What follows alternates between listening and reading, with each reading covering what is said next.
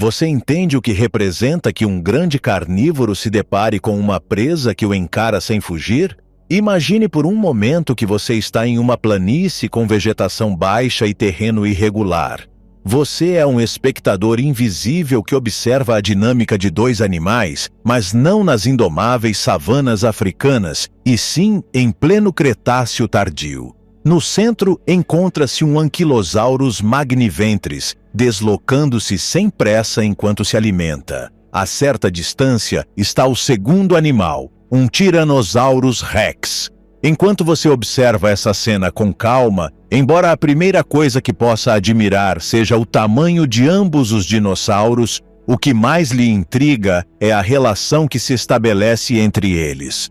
O Tyrannosaurus detecta o herbívoro, identifica-o como um possível recurso, mas não age de forma automática.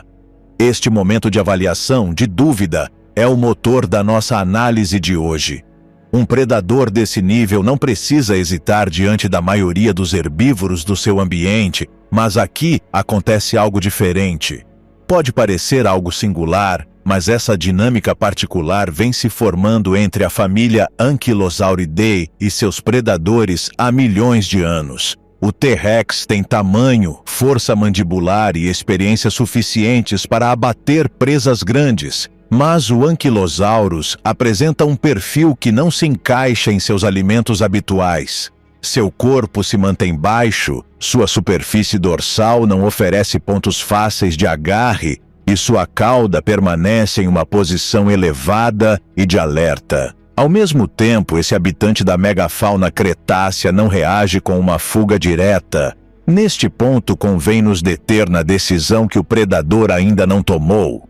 Atacar implica investir energia, assumir risco físico e comprometer tempo. É difícil saber se o carnívoro já teve experiências desagradáveis antes, mas o medo é algo natural até mesmo nos grandes saurianos da pré-história. A maioria dos herbívoros baseia sua sobrevivência em detectar o predador antes que ele se aproxime demais, e a partir daí fugir ou se agrupar. Aqui o comportamento é diferente e o caçador reconhece a anomalia, uma que apresentam aquelas presas que não se deixarão predar facilmente. A partir daqui surge a pergunta que nos esforçaremos para responder. Não se trata apenas de como o Ankylosaurus se defendia, mas de por que obrigava predadores de grande porte a reconsiderar um ataque que, em outras circunstâncias, seria imediato. Em outras palavras, quais características esse animal tinha para alterar a dinâmica habitual entre caçador e presa? O mundo onde sobrevive. O período Cretáceo que mencionamos há pouco foi o último degrau que levou à saída da Era Mesozoica.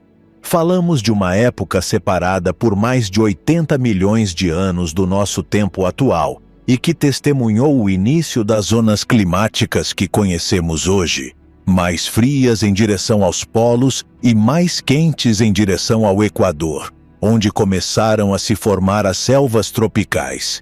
Foi o período de maior auge das plantas e aquele que deu lugar ao gigantismo que levou espécies como os titanossauros a alcançar até 40 metros de comprimento. Tudo isso proporcionado por um ecossistema equilibrado e com uma pressão evolutiva estável. Este foi um dos períodos mais ativos da história da Terra no que se refere à formação de montanhas.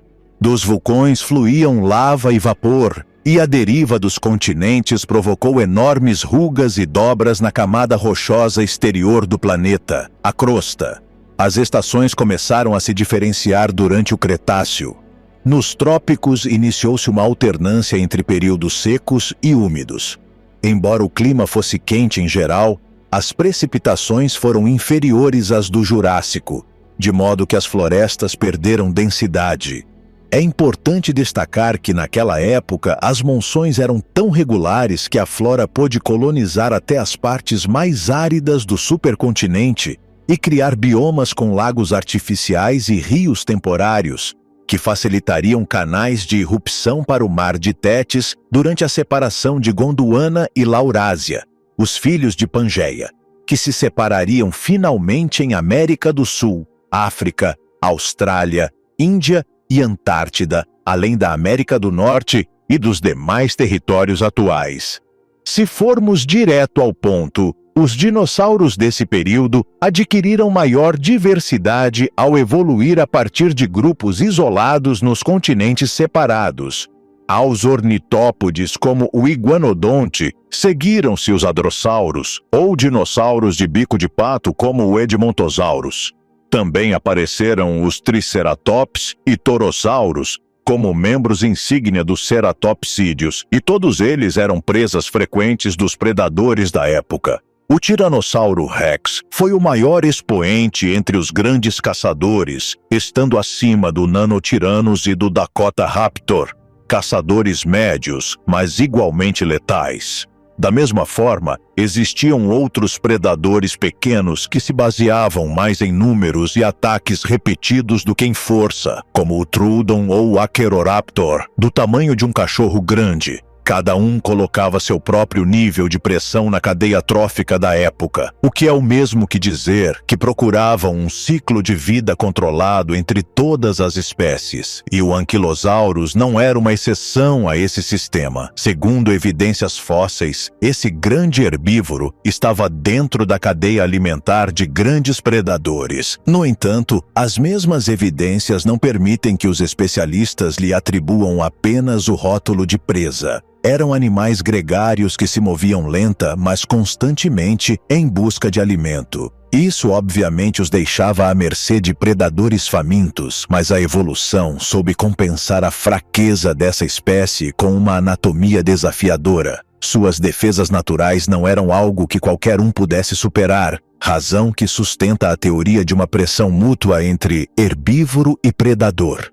Em poucas palavras, os especialistas acreditam que terópodes, como o grande tiranossauro, evoluíram de maneira superior ao restante de seus parentes apenas para poder ter uma chance diante de tais tanques vivos. O projeto do tanque. Para entender o comportamento do Ankylosaurus, é necessário compreender seu corpo.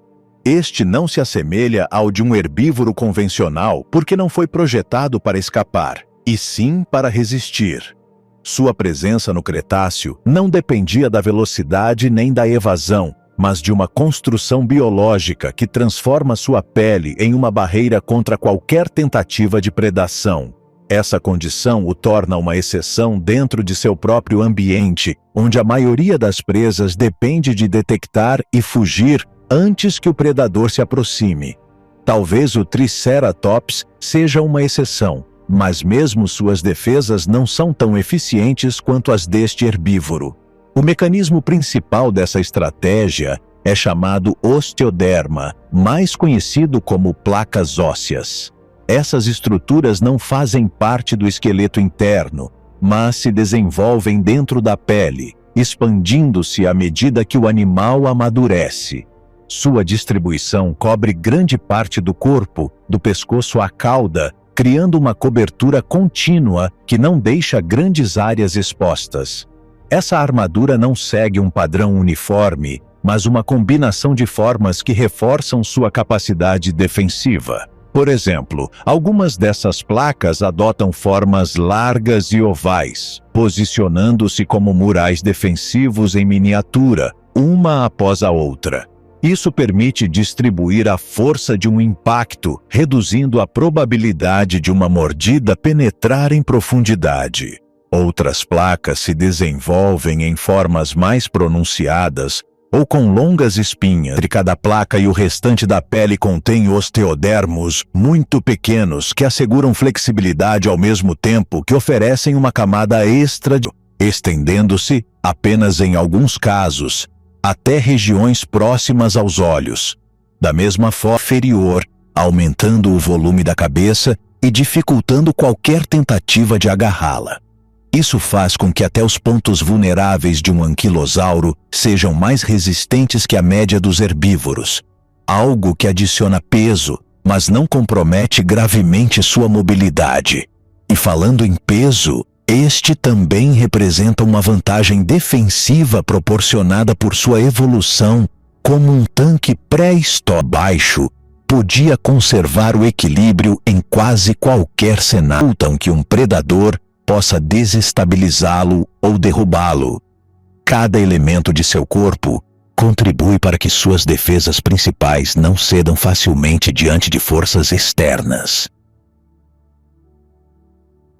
E o que poderia ameaçar defesas desse calibre? A resposta rápida é uma ameaça com peso similar. Se considerarmos o caso anteriormente mencionado, o peso do Ankylosaurus magniventris girava em torno de 8 toneladas. Apenas hipercarnívoros de grande porte teriam a audácia de tentar derrubar este animal com uma leve chance de sucesso, se é que não se rendem antes devido ao cansaço.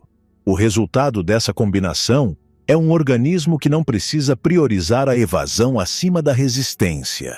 Esse tipo de estratégia tem equivalentes em animais atuais que dependem de resistir para sobreviver, onde o objetivo não é evitar o contato, mas tornar o ataque ineficaz ou até contraproducente. Por exemplo, os porcos-espinhos e os wombats. Estes últimos usam suas partes traseiras para repelir predadores enquanto se escondem em tocas. No entanto, você deve ter percebido algo que ainda não contamos. A estrutura dos anquilosauros não apenas absorve e desvia o dano, mas prepara o corpo para responder. A massa que esses dinossauros possuem na cauda é o maior meio dissuasório que poderiam ter para lidar com carnívoros famintos. Esta é a variável principal que alterou a dinâmica predador-presa a qual o magniventris estava submetido no ecossistema do Cretáceo. A massa óssea, também chamada de massa caudal, na extremidade da cauda desses mega-herbívoros era formada por placas de couraça, ou seja, os mesmos osteodermos. A combinação dessas formações ósseas assegurava robustez equivalente às suas defesas. No entanto, a utilidade desses apêndices variava entre defesa passiva e ativa, podendo balançar suas caudas de um lado a outro como advertência, caso detectassem ameaças potenciais a certa distância. De fato, alguns especialistas sugerem que eram capazes de irrigar o sangue através da pele para adquirir um tom avermelhado de alerta em situações de estresse. E se isso não prevenisse um ataque, a evolução dotou sua cauda de vértebras desenvolvidas e tendões ossificados, permitindo levantar a massa e movê-la com certa flexibilidade. Foram registradas massas feitas de osteodermos com mais de 60 centímetros de largura, com peso estimado entre 30 e 40 quilos. Isso se afasta muito do estalo estridente de um chicote, mas o agitar dessas protuberâncias ósseas não era menos contundente quando usadas como resposta a ataques. Para testar isso, Eric Snively, especialista em biomecânica, trabalhou com modelos de análise para simular como a massa caudal respondia a diferentes tipos de carga. O estudo recriava digitalmente tanto a estrutura óssea quanto as tensões geradas durante um golpe. Os resultados demonstraram que a cauda estava projetada para suportar forças muito elevadas sem fraturar, gerando impactos de quase 15.000 newtons. Falamos de uma parte do corpo capaz de infligir contusões com força de pelo menos 1,5 toneladas. As simulações sugerem que um impacto bem direcionado poderia gerar tensões suficientes para quebrar os ossos de outros animais, especialmente em membros. A configuração-chave para alcançar esse feito estava ligada à fixação vertebral e seus tendões ósseos em forma de alça. Como resultado, era possível que a energia não se dissipasse ao longo da cauda, mas se concentrasse no ponto de impacto. De uma perspectiva evolutiva, essa estrutura não pode ser entendida como um traço isolado, mas como uma extensão do sistema defensivo baseado em osteodermos. A presença dessas placas ósseas em todo o corpo sugere que, à medida que desenvolviam melhores defesas, a massa substituiu a presença de protuberâncias afiadas na cauda. Basicamente, o blindamento progressivo do anquilosauro levou a trocar a abundância de espinhos por P. Não é uma presa comum. Em comparação com outros herbívoros do contexto Cretáceo, o Ankylosaurus ocupava um extremo muito particular do espectro de presas disponíveis. Para predadores como os grandes raptores ou os tiranossauros, subjugar esses animais não envolvia apenas superar uma simples tentativa de intimidação, mas sim lidar com uma alta capacidade de resistir ao contato físico. Enquanto os hadrossauros, como o Edmontosaurus, baseavam sua sobrevivência em populações numerosas, vigilância grupal e fuga rápida, sua defesa colapsava assim que um predador conseguia fixar a mordida, tornando-os alvos relativamente frequentes. No outro extremo, ceratopsídeos como o Torosaurus ofereciam uma resposta ativa frontal, onde o risco para o predador aumentava significativamente em um confronto direto. No entanto, ainda possuíam regiões posteriores muito acessíveis se o ataque contornasse o volante ósseo com chifres. Diante desses modelos, o Ankylosaurus não poderia ser mais diferente. Seu objetivo evolutivo focava em ser um animal que não dependesse de evitar ou vencer um combate, mas em ser capaz de reduzir a eficácia de quase qualquer tentativa de ataque. Isso o colocava em uma posição na qual o sucesso do predador não dependia apenas de força ou velocidade, mas de buscar momentos de vulnerabilidade antes de se esgotar ou se ferir. Em termos ecológicos, isso significava que outros grandes herbívoros eram recursos muito mais acessíveis dentro de certos limites de risco.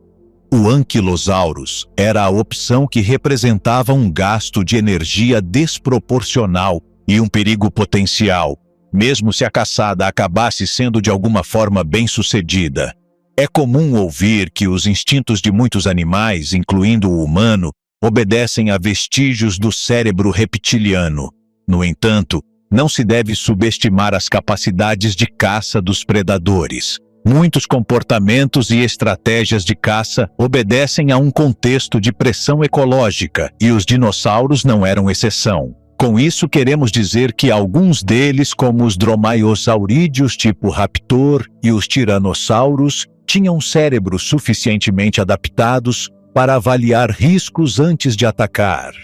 De acordo com estudos de suas massas crânio-cerebrais, acredita-se que superavam os répteis modernos em capacidades perceptivas. Embora não fossem caçadores tão perspicazes quanto os mamíferos atuais, estavam longe de ser carnívoros sem discernimento. Isso leva à conclusão de que os anquilosauros não seriam a primeira nem a segunda opção de muitos predadores.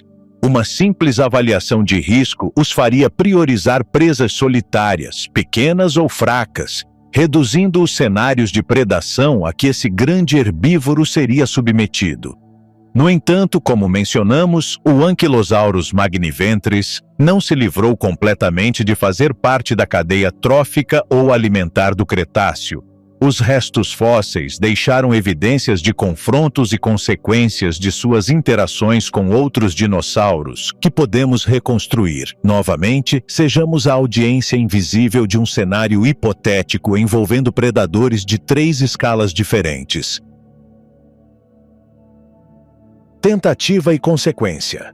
T-Rex adulto. No meio das planícies, você é testemunha de como um Tyrannosaurus Rex fixa um Ankylosaurus como alvo. Esses grandes predadores são caçadores de emboscada, caracterizados por sprints surpresa, que lhes permitem surpreender e subjugar suas presas. No entanto, a primeira ação não é uma corrida ou ataque imediato, mas uma redução progressiva da distância. O predador avança em pequenos trechos, parando frequentemente para reavaliar a posição da presa. Não se posiciona diretamente de frente desde o início, porque o corpo do Ankylosaurus não apresenta pontos evidentes de acesso. Em vez disso, busca se deslocar lateralmente, onde poderia existir uma mínima oportunidade de contato mais eficaz. Por sua vez, o herbívoro reage girando o corpo e levantando sua massa como ameaça inicial. O ponto mais provável de ataque seria o flanco do corpo ou a região próxima à base do pescoço, onde a massa muscular é maior e mais acessível para uma mordida eficaz. No entanto, se a mordida do tiranossauro atinge o dorso ou o lado, a armadura óssea absorveria grande parte da força do impacto. Sim, é provável que algumas placas se quebrem e o tecido superficial seja ferido, mas a penetração na carne macia e nas partes vitais seria muito difícil. Nesse cenário, e desde que o predador não tenha se ferido durante a tentativa, o mais provável é que ele precise interromper o ataque para buscar um ângulo mais favorável. Essa dinâmica pode se repetir várias vezes até que 3 situações ocorram. Primeiro, o T-Rex consegue atingir algum ponto vulnerável, como a cabeça. Segundo, o predador se esgota e vai embora sem comida nem energia. E terceiro, o Ankylosaurus teve tempo suficiente para posicionar e flexionar a cauda contra ele. Esta última opção seria o pior cenário possível, podendo resultar em fraturas, contusões profundas ou perda completa da mobilidade. E se o golpe atingir o rosto ou peito, poderia comprometer a sobrevivência do grande tirano.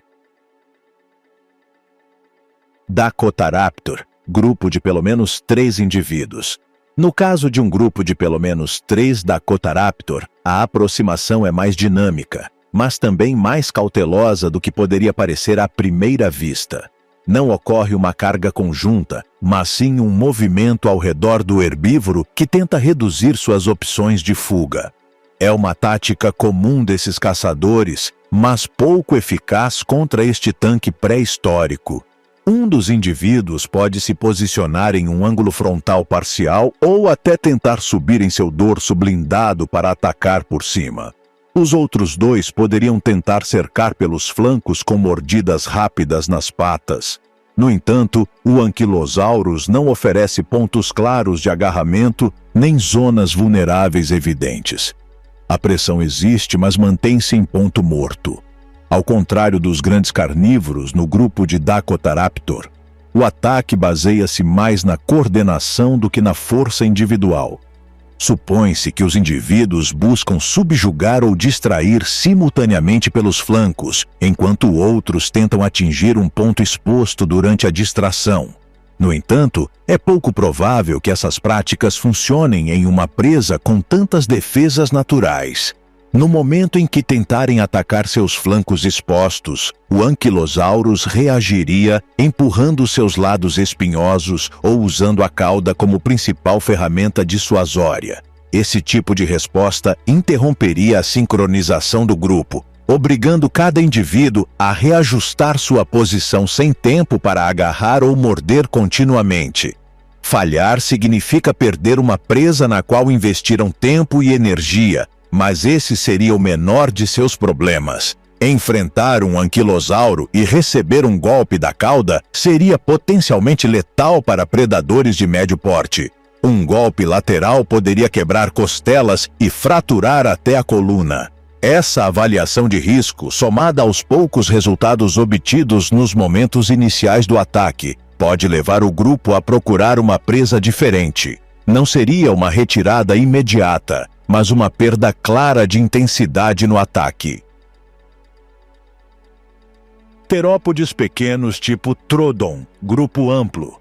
E um caso muito imaginativo é o de pequenos predadores tentando devorar um animal desajeitado e gigante.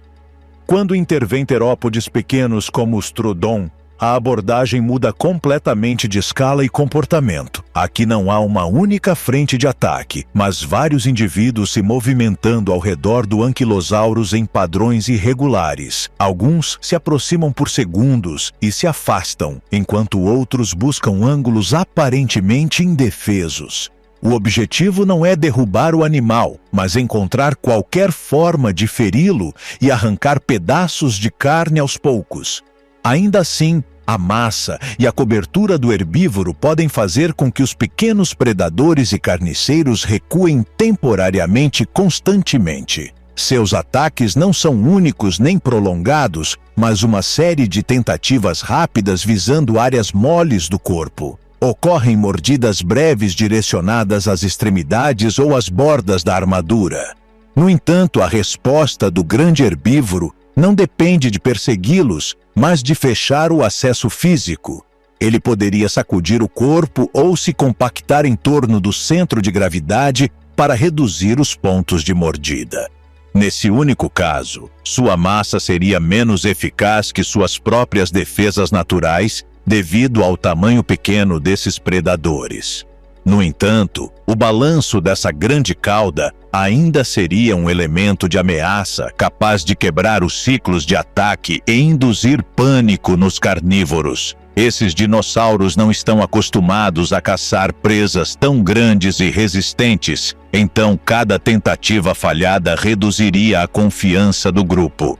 Com o passar do tempo, seria possível observar como os indivíduos começam a se separar levemente, mantendo a presença, mas reduzindo a frequência dos ataques. O anquilossauro, sem necessidade de se mover de forma agressiva, acaba impondo um limite natural à insistência do grupo, simplesmente porque cada aproximação tem um custo que não compensa o resultado.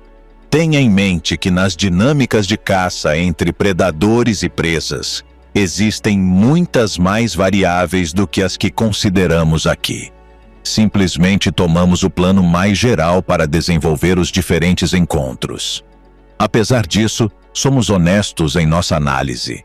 Se o Ankylosaurus magniventris é um adulto saudável, não o vemos fazendo parte do cardápio de seus predadores contemporâneos.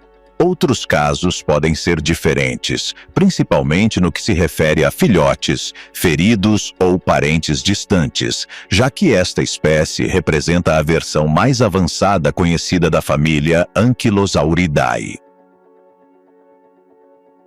A família Ankylosauridae e seus predadores.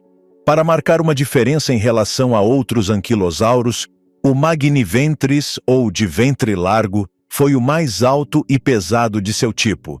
O maior exemplar que os paleontólogos conseguiram recuperar da formação Hell Creek estima-se que atingiu quase 2 metros de altura, com 10 metros de comprimento e peso próximo a 8 toneladas. Isso coloca este mega herbívoro em um patamar um pouco acima do tamanho médio de um humano adulto, altura a qual poucos de sua espécie se aproximaram. Além disso, os especialistas notaram uma clara evolução em seus parentes relacionada a um maior desenvolvimento de osteodermos, que tem suas origens nos nodossáurios mais primitivos. Nodossáurios. De fato, é comum pensar que os estegossauros foram os primeiros dinossauros blindados, sendo na realidade os nodossáurios a primeira versão mais completa. Quase 100 milhões de anos os separam dos anquilossauros, mas sobreviveram tempo suficiente para serem contemporâneos. Além disso, sua anatomia é basicamente um esboço do que seriam futuramente seus primos gigantes com massa caudal. Os nodossáurios eram menores, com menos placas ósseas e maior presença de formações pontiagudas pelo corpo. Além disso, a cauda era mais curta e careciam completamente de um garrote ósseo, restringindo a defesa à sua armadura espinhosa. Espécies primitivas, como o Min-Mi do Cretáceo inferior, mal ultrapassavam 1 metro de altura, com peso estimado em 300 quilos. Placas ósseas cobriam a maior parte do corpo, mas não eram proeminentes em tamanho. Embora a evolução o tenha levado a experimentar o desenvolvimento de defesas naturais, era um herbívoro mais propenso a escapar devido à leveza. Especialistas acreditam que, levando em conta suas longas extremidades, o Min-Mi e outros nodossáurios eram capazes de trotar para fugir ou buscar refúgio como principal método de sobrevivência. Em espécies futuras, como o Edmontonianodosaurus, uma maior presença de placas ósseas e espinhos largos limitaria essa capacidade. Outros anquilosauros blindados.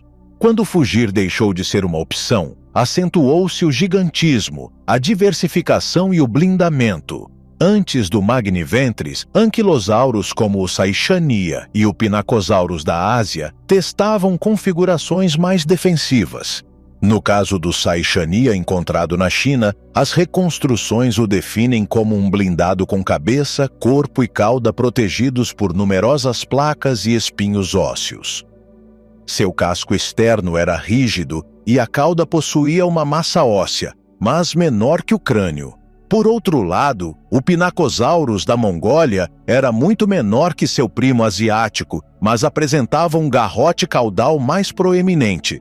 Também mostrava maior presença de formações pontiagudas ao longo do dorso. Muito diferente é o caso do Euoplocephalus, um anquilosauro canadense, com altura mais pronunciada devido às extremidades longas. Estima-se que seu tamanho competia com a estatura de um humano adulto. Além da altura, destacava-se pelo desenvolvimento de bandas ósseas proeminentes, distribuindo os osteodermos de forma mais uniforme. Esse herbívoro concentrava os maiores espinhos nas extremidades do pescoço e da cabeça, com formações menores sobre o dorso. É uma configuração muito semelhante à de seu parente contemporâneo, o Magniventris, considerando que ambos sobreviveram às adversidades do Cretáceo Superior. Diferentes periodizações dentro da família Ankylosauridae também respondem ao tipo de predador dominante em cada ambiente. Em ecossistemas onde os caçadores não atingem grandes tamanhos, uma defesa baseada em cobertura e retirada rápida pode ser suficiente. Por outro lado, quando o predador pode exercer força suficiente para superar essa cobertura, a capacidade de resposta ativa torna-se vital para a sobrevivência. No Cretáceo Inferior, o Australovenator wintonensis poderia ter sido o predador do Mimi, fazendo parte da família Megaraptor da Austrália. Estima-se que seu tamanho não ultrapassava 1,6 metros de altura, embora possuísse as características garras em forma de foice de sua linha evolutiva. Infelizmente, embora esse carnívoro seja o melhor candidato como predador contemporâneo do Mimi, a interação entre ambos não está documentada de forma direta no registro fóssil. Talvez por essa razão, muitos nodossáurios não tenham sofrido pressão seletiva tão presente quanto outros membros da família Ankylosauridae. As coisas mudam para o pleno Cretáceo Médio, quando o Pinacosaurus teve que conviver tanto com velociraptores quanto com tarbosaurus. Diferentemente do caso anterior, há evidências fósseis que respaldam essas interações no mesmo habitat. Isso estabelece um padrão em que os tanques blindados começam a repelir predadores maiores, que iniciaram sua diversificação pelo mundo no início do período. Essa dinâmica se manteria até o Cretáceo Superior, onde registros fósseis indicam danos nos ossos de Albertosaurus e Daspletosaurus, tiranossaurídeos maiores, coincidindo com as proporções do garrote dos Euoplocephalus. Em resumo, nem todos os anquilosauros enfrentavam o mesmo nível de pressão. Alguns podiam manter sua estratégia sem desenvolver mecanismos adicionais, enquanto outros evoluíam para configurações mais exigentes. O Ankylosaurus magniventris aparece em um contexto onde essa pressão atinge um de seus níveis mais altos. Para a época, tanto ele quanto seu primo canadense enfrentavam predadores maiores, fortes e territoriais. Além disso, o gigantismo progredia em ambos os lados, já que os recursos não eram escassos, e permitiam que herbívoros e carnívoros se desenvolvessem com quase total liberdade. Tudo isso nos leva ao cenário final, em que o desenvolvimento de defesas deixa os tiranossaurídeos como a maior ameaça aos anquilosauros. Os supercarnívoros médios só poderiam caçá-los em circunstâncias excepcionais, deixando o grande Rex como o predador mais capaz de caçar os anquilosauros norte-americanos. E não era para menos, já que seu peso e força de mordida seriam os maiores registrados entre todos os terópodes terrestres. Mas será que realmente era tão difícil para esses grandes predadores subjugar um alvo quase imóvel? Como caçavam os tiranossaurídeos menores esses herbívoros? A resposta é bastante simples. Eles os evitavam sempre que possível, até que a fome não deixasse melhores opções. Outros predadores, mesmo problema. O auge dos tiranossaurídeos não produziu cópias idênticas do mesmo predador, mas versões ajustadas a diferentes ambientes e presas. Todos compartilhavam uma base comum, um crânio preparado para suportar grandes esforços de força, dentes formidáveis e sentidos aguçados para localizar alimento. No entanto, quando esse modelo enfrenta um Ankylosaurus adulto, as diferenças entre os tiranossaurídeos deixam de ser nuances e passam a definir o resultado dos encontros. O Daspletosaurus se move dentro de um perfil de força controlada. Seu crânio, próximo a 1 metro de comprimento, e sua dentição mista permitiam aplicar mordidas capazes de rasgar carne e comprometer ossos em presas médias, especialmente hadrossauros ou ceratopsídeos jovens. Com comprimento de 8 a 9 metros e peso de 2 a 3 toneladas, seu corpo estava preparado para causar dano, mas não para sustentar trocas prolongadas com uma presa que não cede ao primeiro contato. Frente a um Ankylosaurus, o problema não é alcançar a presa, mas manter a pressão tempo suficiente para que o dano tenha efeito. Cada tentativa exige proximidade, aumentando o risco de receber um golpe em resposta. No caso do Albertosaurus, a caça se resolve de outro ângulo. Sua estrutura mais leve e crânio mais estreito favorecem ataques rápidos e repetidos, orientados a desgastar ou explorar fraquezas em presas vulneráveis. Essa abordagem funciona quando o alvo depende da fuga ou apresenta pontos claros de sujeição. No entanto, o Ankylosaurus não oferece nenhuma dessas condições. A repetição de mordidas perde valor quando não há tecido exposto. E prolongar o contato contradiz sua tendência de minimizar riscos. Mesmo operando em pequenos grupos, como sugerem alguns indícios, essa coordenação não elimina o problema central. Cada indivíduo que entra no alcance continua exposto a uma resposta mais prejudicial do que a que podem causar. Como último exemplo, temos uma versão mais robusta e forte, o Tarbosaurus. Seu crânio compacto e mordida potente permitiam enfrentar grandes herbívoros em paisagens fragmentadas da Ásia, onde visibilidade e acesso variavam constantemente. Ainda assim, suas capacidades ficam abaixo das do Tyrannosaurus Rex. Estima-se que sua força de mordida seja de cerca de 30.000 newtons, valor considerável, mas apenas metade da força que seu equivalente norte-americano poderia exercer. Frente a um Ankylosaurus, essa diferença não é pequena. Reduz a capacidade de comprometer a defesa em uma única tentativa e obriga a prolongar a interação, aumentando desgaste e risco de receber danos letais. Esses 3 predadores compartilham uma vantagem clara em percepção. A visão binocular e o olfato desenvolvido permitem detectar presas, avaliar distâncias e decidir quando intervir. No entanto, essas ferramentas perdem importância quando o problema não é encontrar a presa, mas justificar o ataque. O Ankylosaurus não desaparece do ambiente, nem se esconde facilmente, mas sua simples presença não garante que valha a pena enfrentá-lo. Neste ponto, a comparação com o Tyrannosaurus Rex torna-se direta. Não se trata apenas de ser maior, mas de operar em outra escala. O grande tirano podia duplicar a massa desses predadores e traduzir essa diferença em capacidade de dano superior.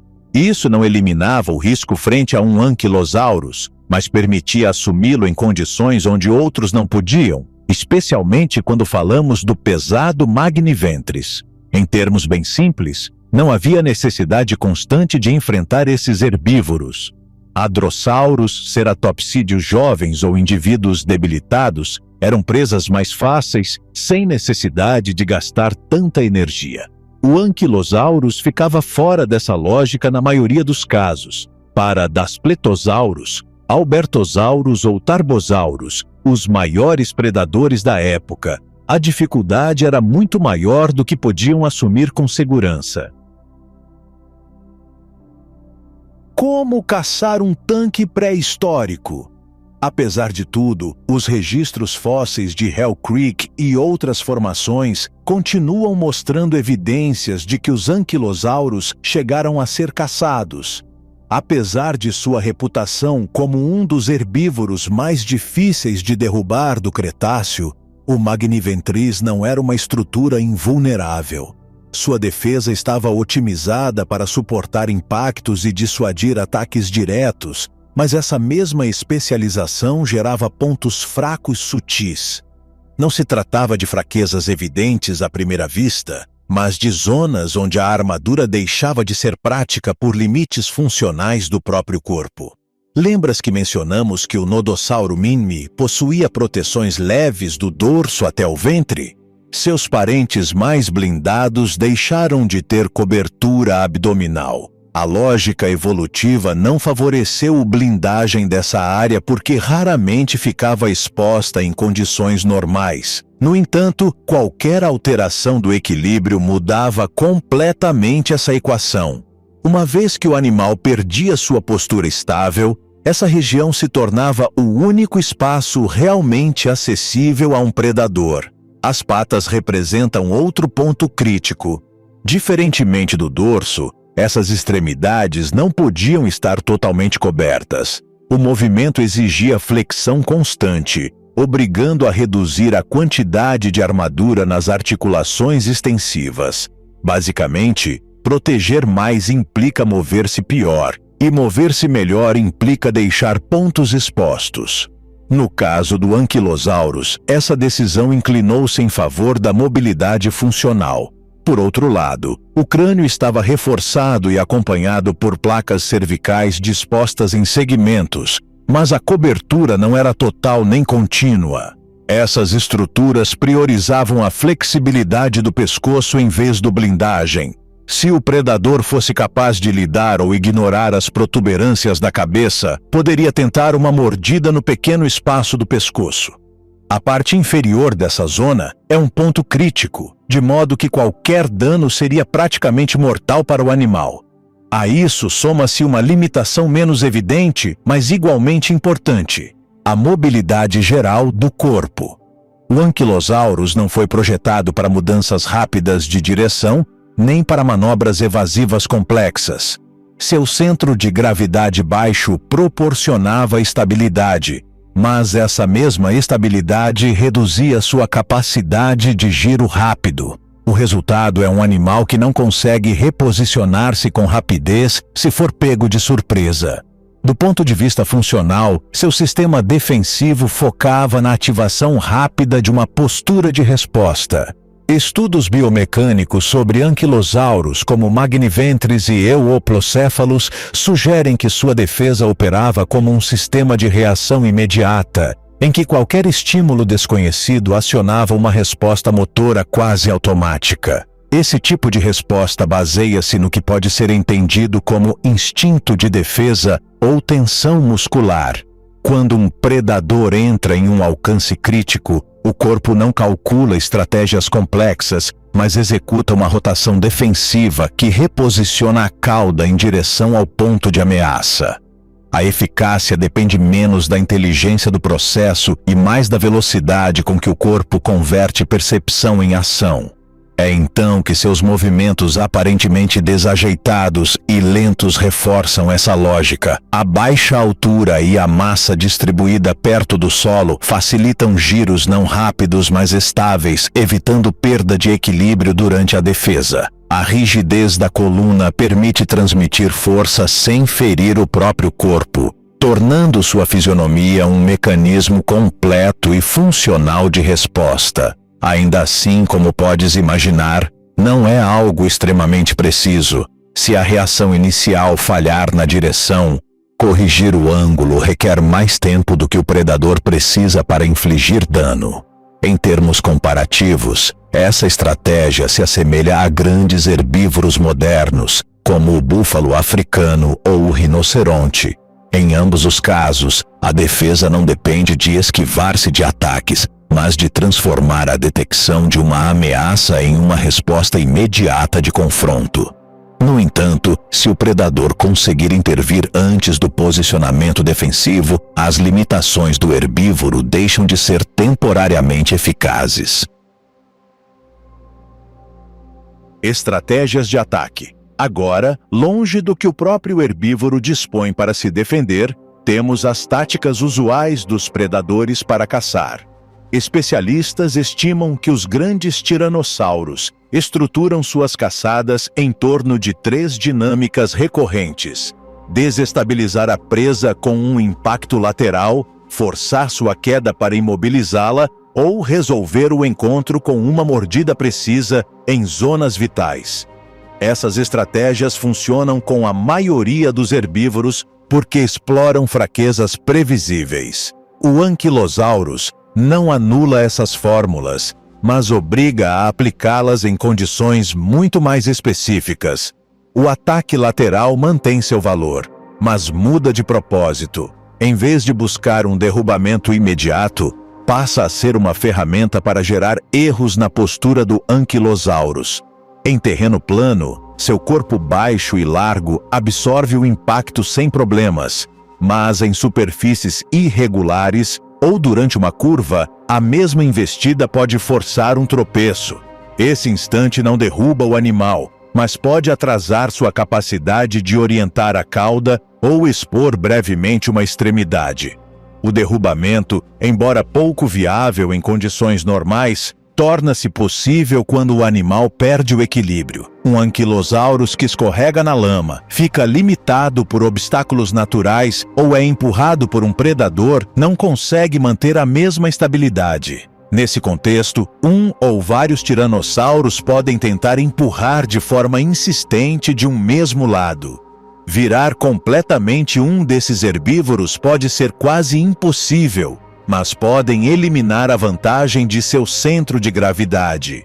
Uma vez desestabilizado, mesmo parcialmente, o acesso às zonas inferiores deixa de ser impossível. Por outro lado, as mordidas direcionadas às extremidades representam uma das opções menos consistentes. Já mencionamos que as patas e o pescoço, por precisarem de flexibilidade, não possuem o mesmo nível de proteção que o resto do corpo.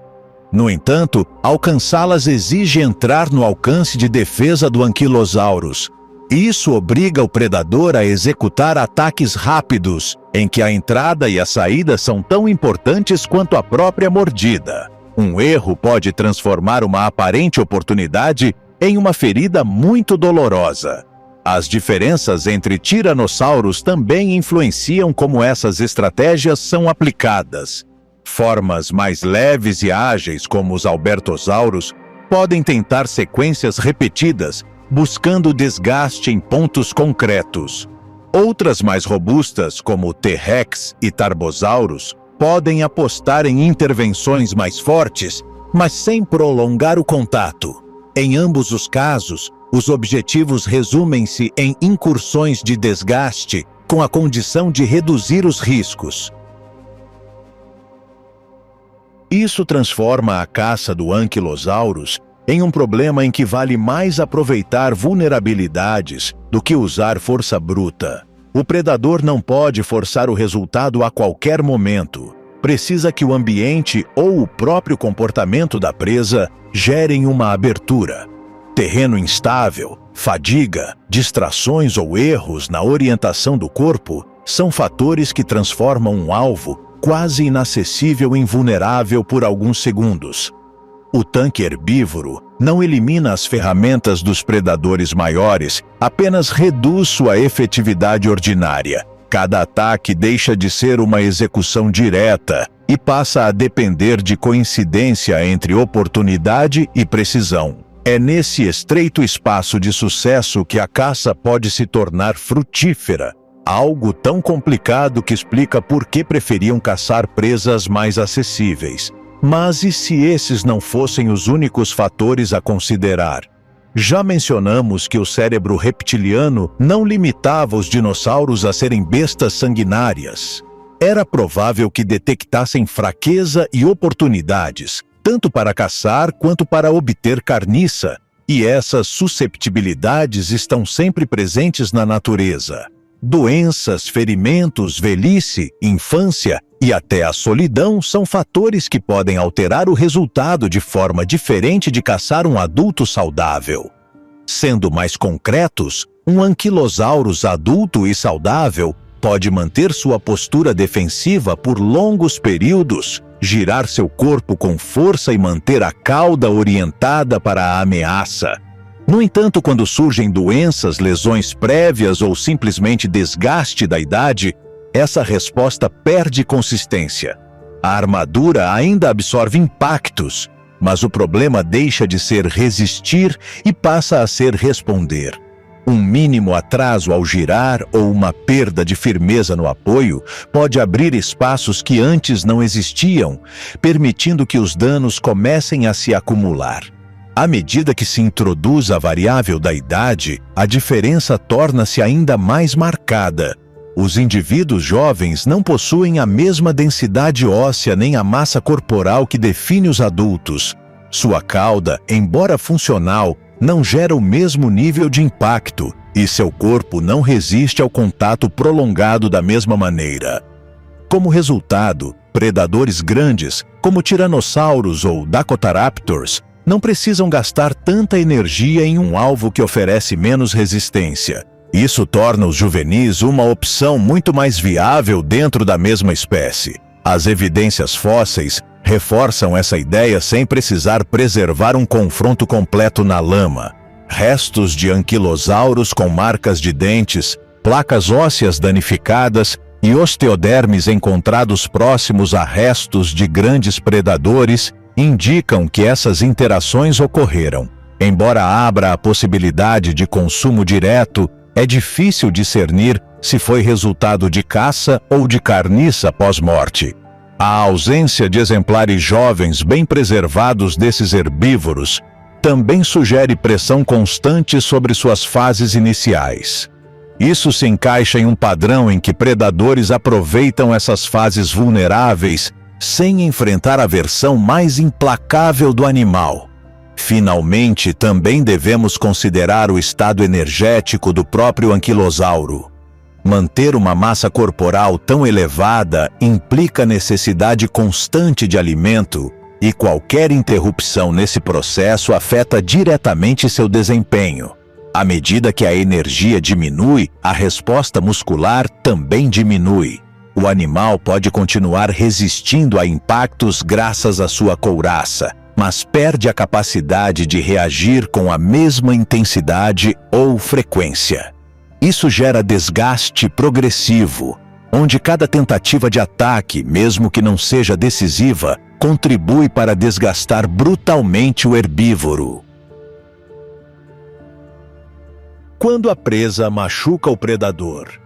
O que foi dito anteriormente constitui os poucos cenários ideais de caça para esses herbívoros, os quais provavelmente explicam os restos fósseis nas diferentes formações.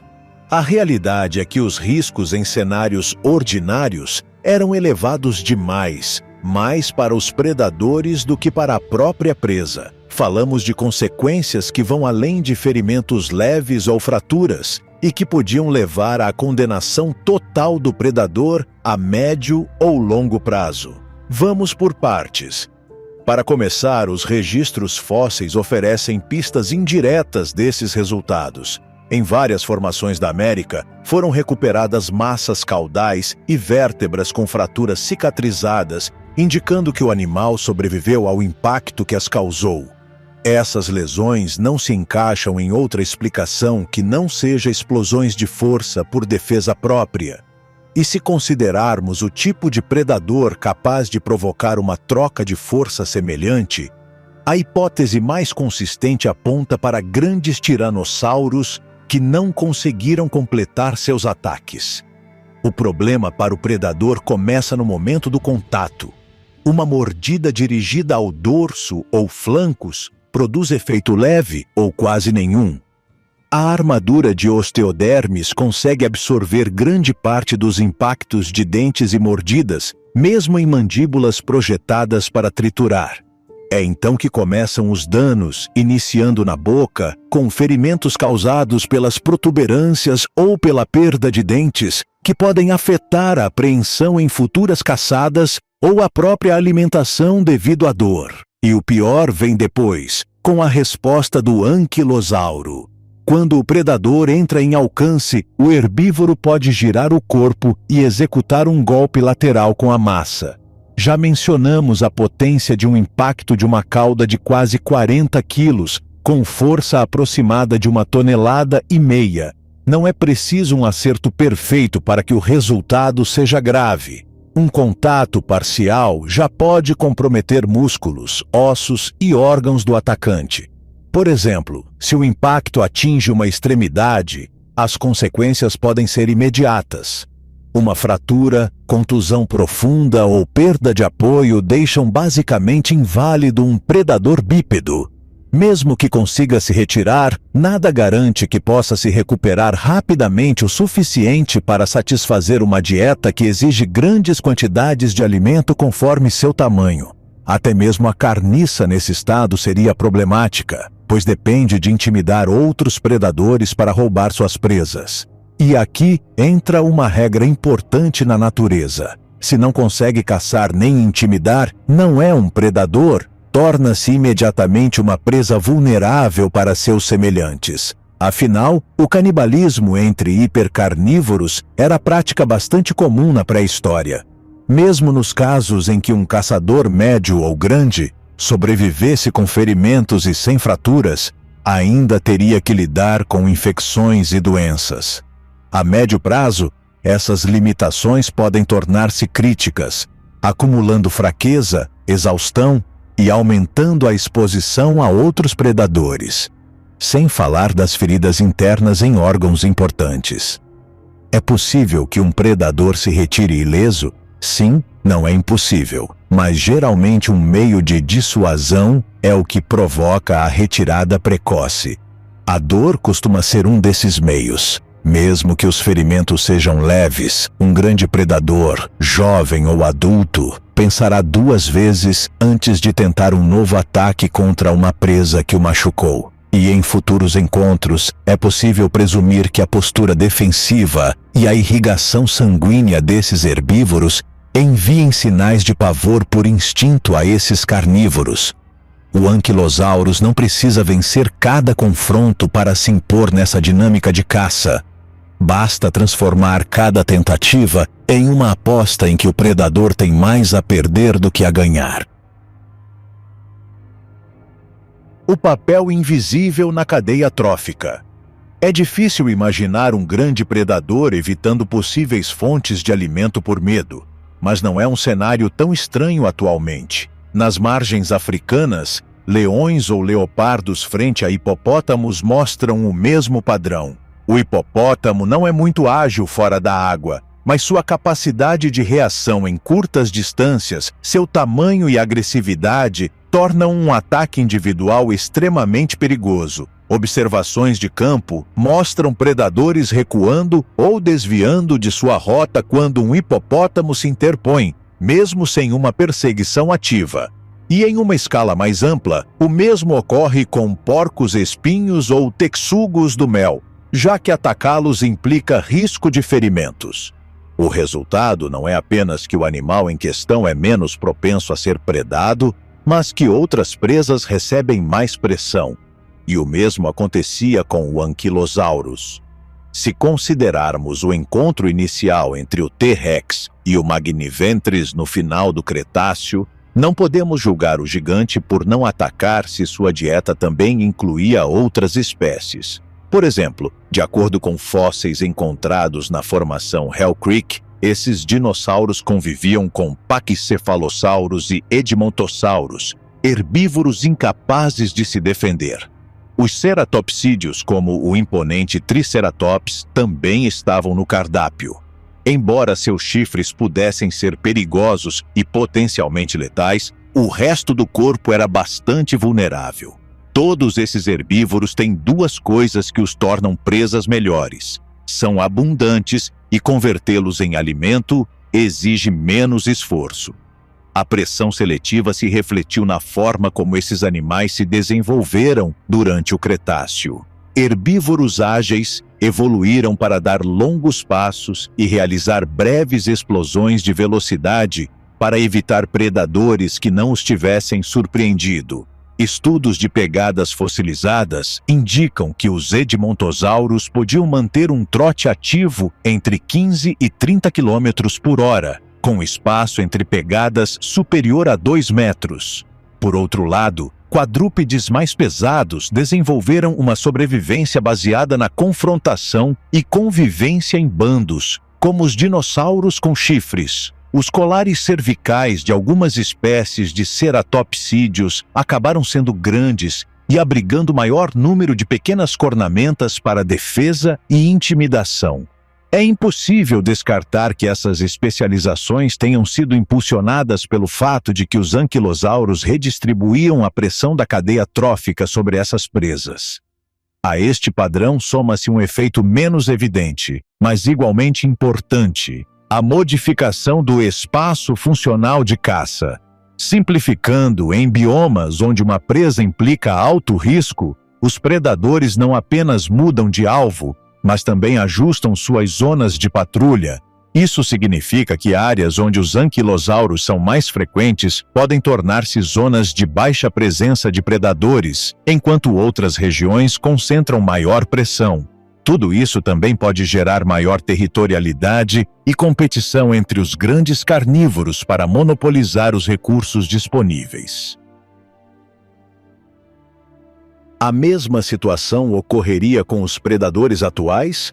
Agora deve ficar mais claro por que o Ankylosaurus é considerado não apenas um herbívoro dominante no contexto do Cretáceo, mas também um perigo para predadores ousados. Apesar disso, mesmo para nós, é irresistível fazer comparações como quão dominante seria se o levássemos para a atualidade. Poderia se manter como um animal intocável? Frente a leões, hienas, ursos e lobos, a questão é ao mesmo tempo ridícula e interessante. Em uma savana africana, por exemplo, sua presença o colocaria no mesmo espaço funcional ocupado por elefantes ou hipopótamos, animais evitados devido à alta probabilidade de que sua resposta cause danos ao predador imprudente. No entanto, ao contrário de seus pares herbívoros contemporâneos, o anquilosauro teria uma desvantagem notável: sua falta de mobilidade. Os mamíferos atuais são predadores pacientes, cuja forma de ataque é altamente coordenada. Os leões sabem por instinto e experiência que os pontos vulneráveis de uma presa são o pescoço, ventre e extremidades, precisamente os locais menos protegidos do dinossauro. Um ataque coordenado de grandes felinos seria muito diferente do de raptores em evolução plena.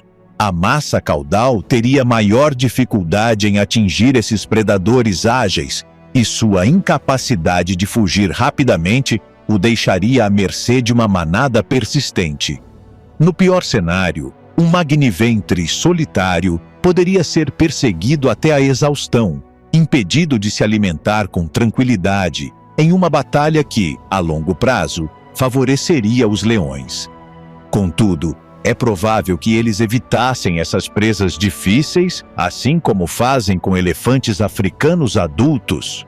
Se transportarmos o animal para um ecossistema norte-americano contemporâneo, Sua presença logo confrontaria pumas e lobos, mas seu maior rival seria o grande urso pardo. Embora os ursos possam exercer forças de até meia tonelada e sua mordida seja estimada em quase 2.000 newtons, frente a um animal mais pesado e resistente, a margem de sucesso se reduz drasticamente.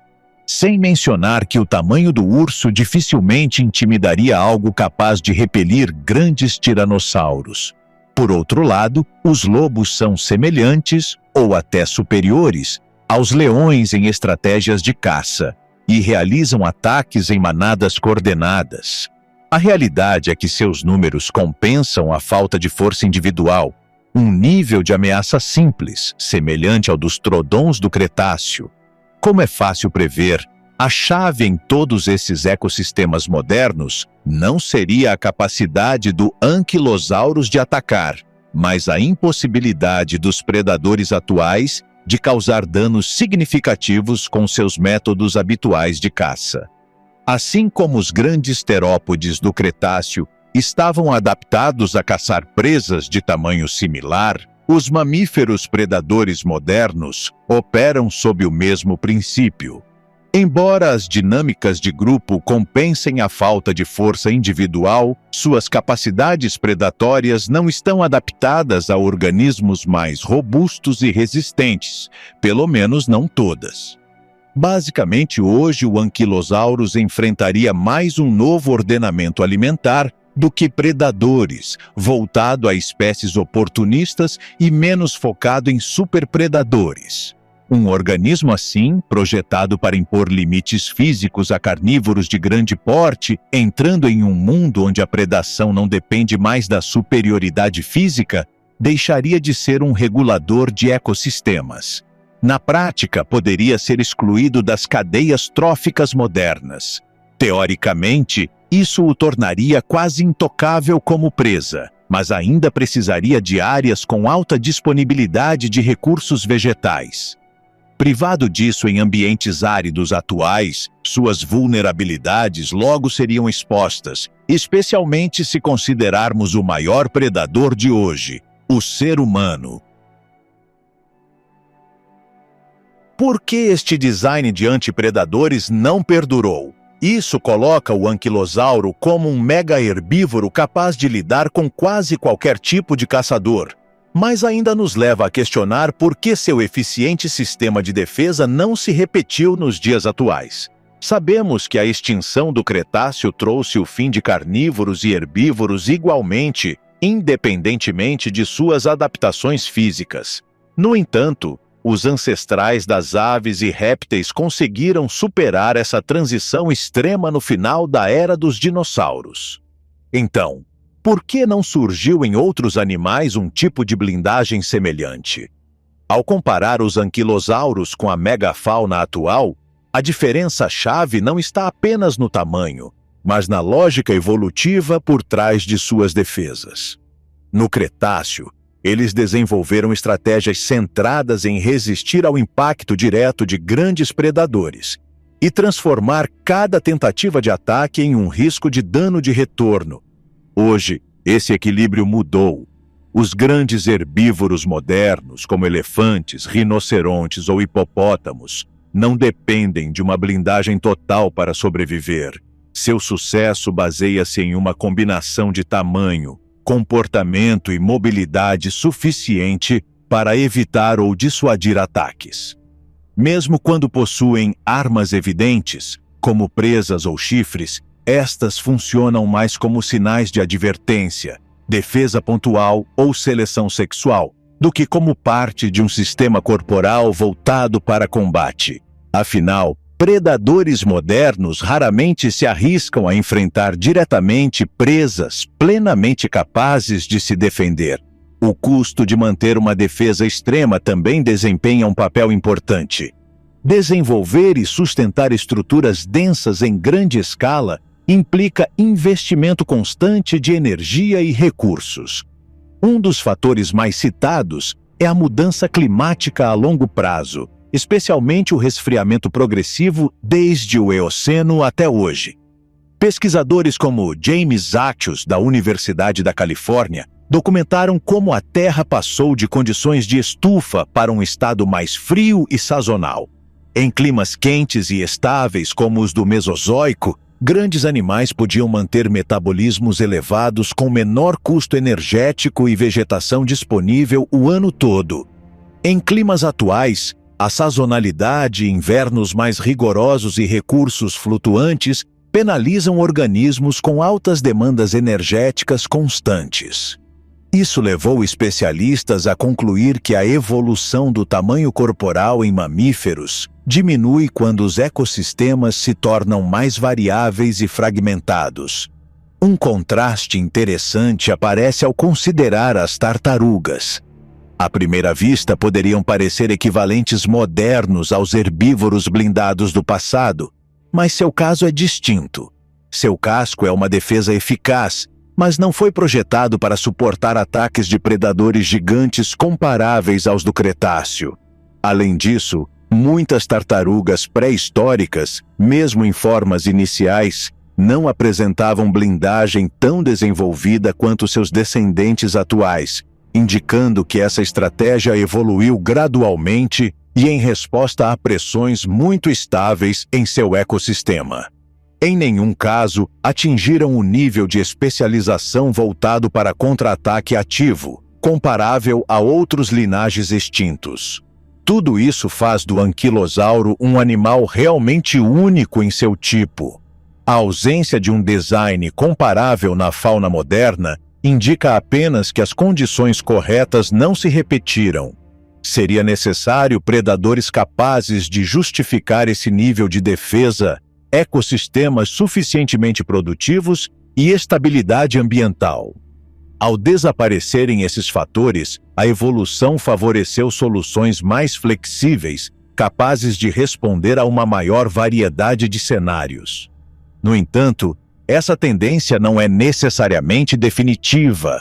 Se no futuro surgissem novamente predadores de grande porte capazes de exercer pressão constante sobre presas igualmente grandes, o equilíbrio poderia se inclinar novamente para formas de defesa mais extremas. Por exemplo, em um cenário em que fugir deixasse de ser viável e resistir se tornasse a melhor opção, não seria impossível ver organismos que, sem serem idênticos aos do passado, retomassem a lógica de um corpo transformado em fortaleza, adaptado para suportar e reagir em um mundo dominado por, possivelmente, novos gigantes.